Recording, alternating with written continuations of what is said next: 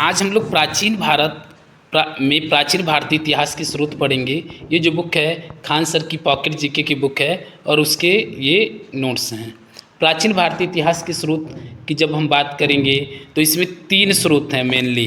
पहला है पुरातात्विक स्रोत, दूसरा है साहित्यिक स्रोत और तीसरा है विदेशी यात्रियों के विवरण। पुरातात्विक स्रोत में भी दो हैं, एक है धार्मिक स्रोत और दूसरा है लौकिक साहित्य। पुरातात्विक स्रोत में सबसे पहले हम लोग अभिलेख पढ़ेंगे। पुरातात्विक स्रोतों के अंतर्गत सर्वाधिक महत्वपूर्ण स्रोत अभिलेख हैं। अभिलेख पाषाण शिलाओं, स्तंभों, ताम्रपत्रों, दीवारों और मुद्राओं पर उत्खनित होते हैं।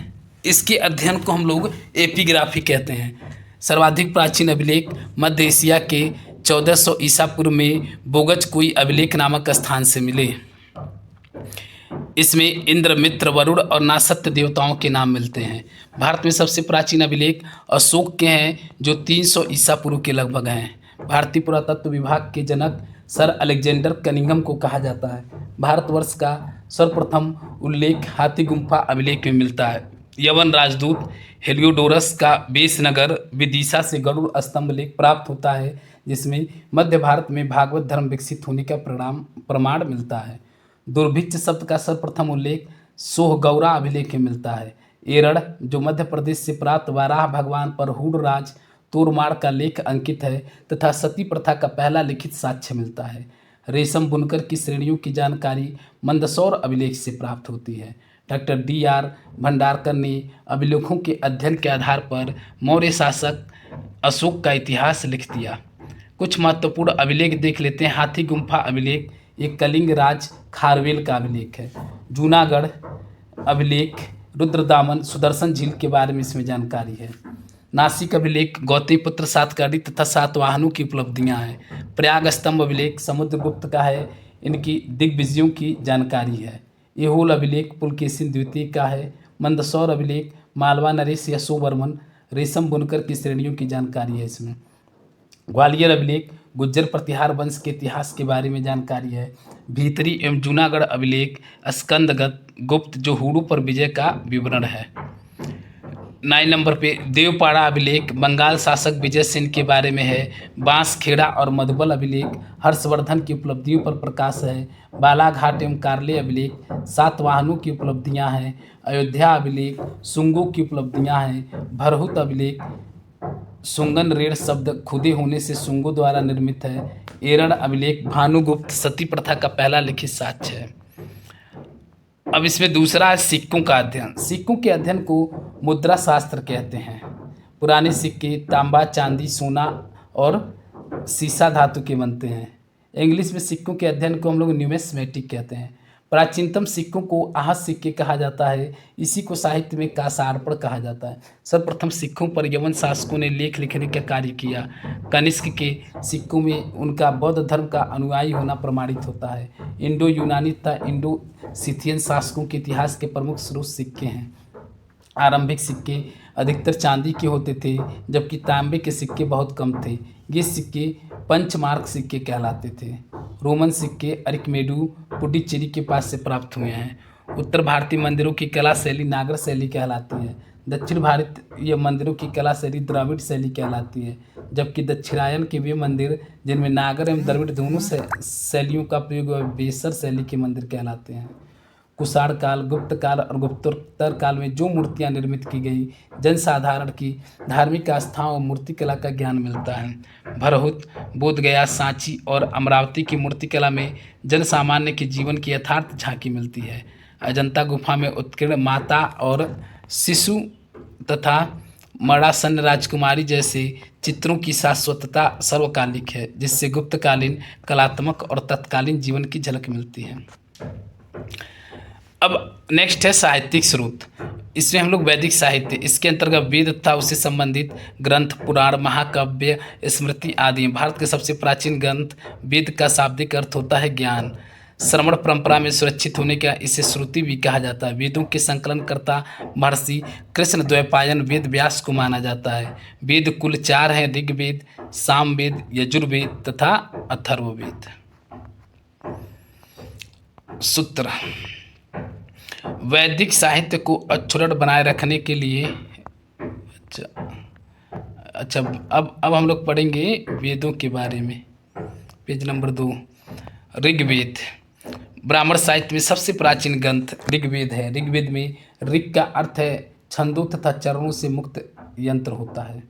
ऋचाओं के क्रमबद्ध ज्ञान के संग्रह को ऋग्वेद कहा जाता है। इसमें 10 मंडल, 1028 सूक्तियाँ एवं 10,462 ऋचाएँ हैं। वेद की ऋचाओं को पढ़ने वाले ऋषि को होत्री कहते हैं। विश्वामित्र द्वारा रचित ऋग्वेद के तीसरे मंडल में सूर्य देवता सावित्री को समर्पित प्रसिद्ध गायत्री मंत्र है।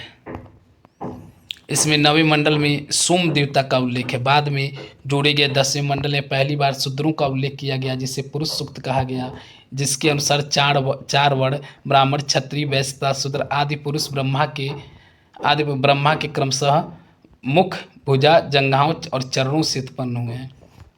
मतलब ब्राह्मण मुख से ब्रह्मा जी के, क्षत्रिय भुजाओं से, वैश्य जंघाओं से तथा शूद्र चरणों से उत्पन्न हुए हैं। ऋग्वेद में इंद्र के लिए 250 तथा अग्नि के लिए 200 ऋचाओं या मंत्रों की रचना की गई है। वामनावतार के 3 पगों के आख्यान का प्राचीनतम स्रोत भी ऋग्वेद है। सेकंड है यजुर्वेद। यजु का अर्थ है यज्ञ। यजुर्वेद में यज्ञों के नियमों एवं विधि विधानों का संकलन मिलता है। वैदिक मंत्रों के संग्रह यजुर्वेद में बताए गए हैं। यह वैदिक अनुष्ठान से संबंधित है। यजुर्वेद के मंत्रों का उच्चारण करने वाले पुरोहित अथर्वयु कहलाते हैं। यह एक ऐसा वेद है जो गद्य व पद्य दोनों शैली में है। यजुर्वेद कर्मकांड प्रधान है। इसके 2 भाग हैं, कृष्ण यजुर्वेद और शुक्ल यजुर्वेद।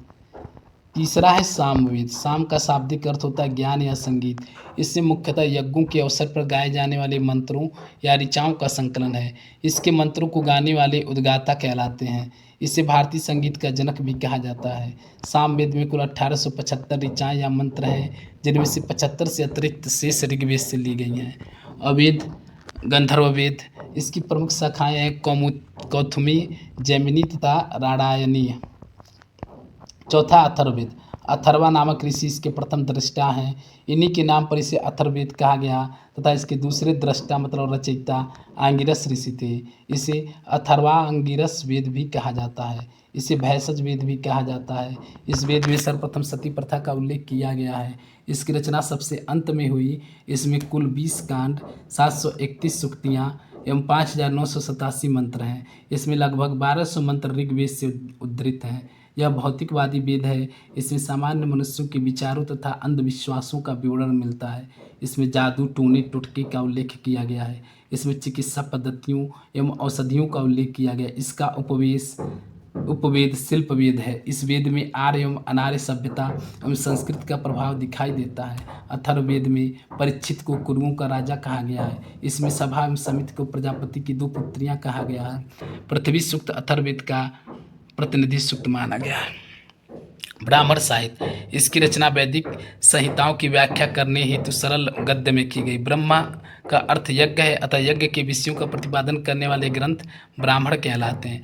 ऐतरेय में राज्याभिषेक के नियम प्राचीन राजाओं के नाम दिए गए हैं। शतपथ ब्राह्मण में गांधार, शल्य, कैकेय, कुरु, पांचाल, कौशल, विदेह आदि राजाओं के नाम उल्लेख हैं।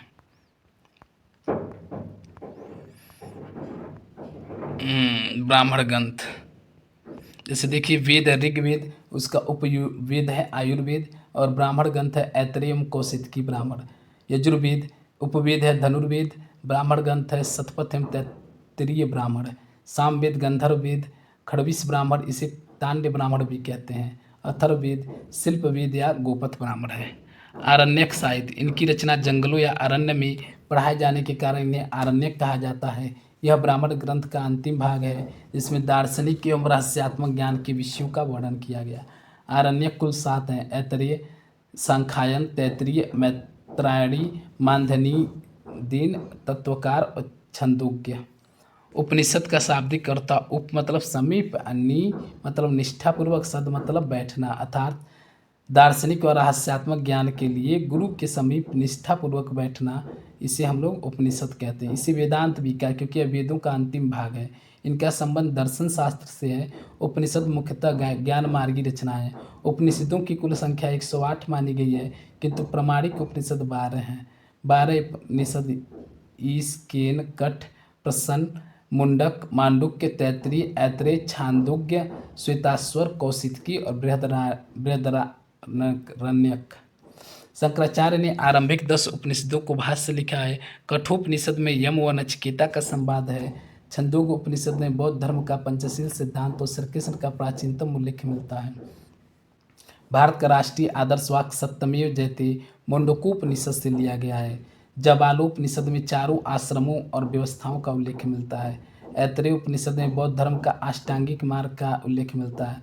बृहदारण्यक उपनिषद में अहम ब्रह्मास्मि पुनर्जन्म का सिद्धांत एवं याज्ञवल्क्य गार्गी का संवाद का वर्णन है।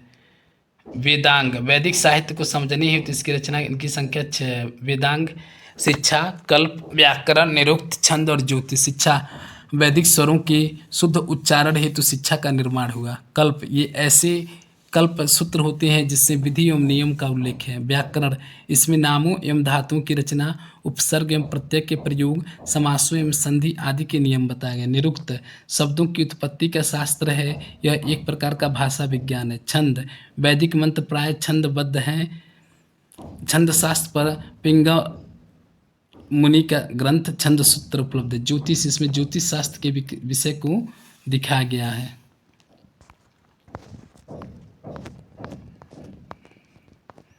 तो अब नेक्स्ट पेज, सूत्र। वैदिक साहित्य को अक्षुण्ण बनाए रखने के लिए सूत्र साहित्य का प्रयोजन किया गया। ऐसे सूत्र जिसमें विधि और नियमों का प्रतिपादन किया जाता है कल्प सूत्र कहलाते हैं। कल्प सूत्रों के 3 भाग हैं। श्रुत सूत्र यज्ञ संबंधी नियम है। गृह सूत्र लौकिक एवं पारलौकिक कर्तव्यों का विवेचन है। और धर्म सूत्र धार्मिक, सामाजिक एवं राजनैतिक कर्तव्यों का विवेचन है। प्रमुख सूत्रकारों में गौतम, बौधायन, आपस्तंभ, वशिष्ठ आदि के नाम विशेष रूप से उल्लेखनीय है। गौतम धर्म सूत्र सबसे प्राचीन है। पुराण, पुराणों का शाब्दिक अर्थ होता है प्राचीन आख्यान। पुराणों की संख्या 18 है। पुराणों की रचना लोमहर्ष एवं उग्रसर्वा ने की। 5वीं से 4वीं शताब्दी ईसा पूर्व में पुराण ग्रंथ अस्तित्व में आ चुके थे। अमरकोश से पुराणों के 5 विषय बताए गए। मार्कंडेय, ब्रह्म, वायु, विष्णु, भागवत और मत्स्य सबसे प्राचीन पुराण है।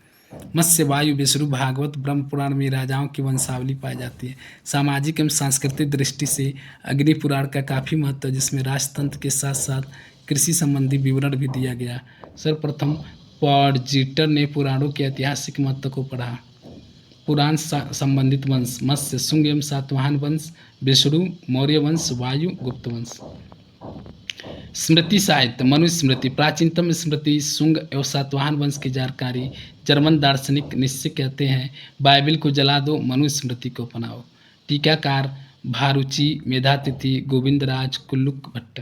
याज्ञवल्क्य स्मृति, टीकाकार इसके हैं विश्वरूप, विज्ञानेश्वर, अपरार्क। नारद, इसमें दासों की मुक्ति का उल्लेख है। कात्यायन, इसमें आर्थिक गतिविधियों का उल्लेख है। बौद्ध साहित्य, सबसे प्राचीन बौद्ध ग्रंथ त्रिपिटक है। यह पाली भाषा में रचित है। त्रिपिटक में विनय पिटक हैं, सुत्त पिटक हैं, अभिधम्म पिटक हैं। बुद्ध की शिक्षाओं को संकलित कर इन्हें 3 भागों में बांटा। इन त्रिपिटकों की रचना बुद्ध के निर्वाण प्राप्त करने के बाद बुद्ध के पूर्व जन्म की कथाओं को जातक कथाएं कहते हैं। निकायों में बौद्ध धर्म के सिद्धांतों कहानियों का संग्रह है। हीनयान का प्रमुख ग्रंथ कथा वस्तु है, जिसे महात्मा बुद्ध का जीवन चरित्र है, अनेक कथानकों के साथ उल्लेखित है। जैन साहित्य, जैन साहित्य को आगम सिद्धांत कहा जाता है। प्राकृत भाषा में लिखे गए जैन आगमों में सबसे महत्वपूर्ण 12 अंग हैं, जिन्हें 12 अंग, 12 उपांग, 10 प्रकृत, 6 सूत्र, 4 मूल सूत्र, अनुयोग सूत्र, नंदी सूत्र की गणना की जाती है। जैन धर्म का प्रारंभिक इतिहास कल्प सूत्र से ज्ञात होता है, जिसकी रचना भद्रबाहु ने की थी। आचारांग सूत्र में जैन भिक्षाओं के आचार नियमों का उल्लेख है।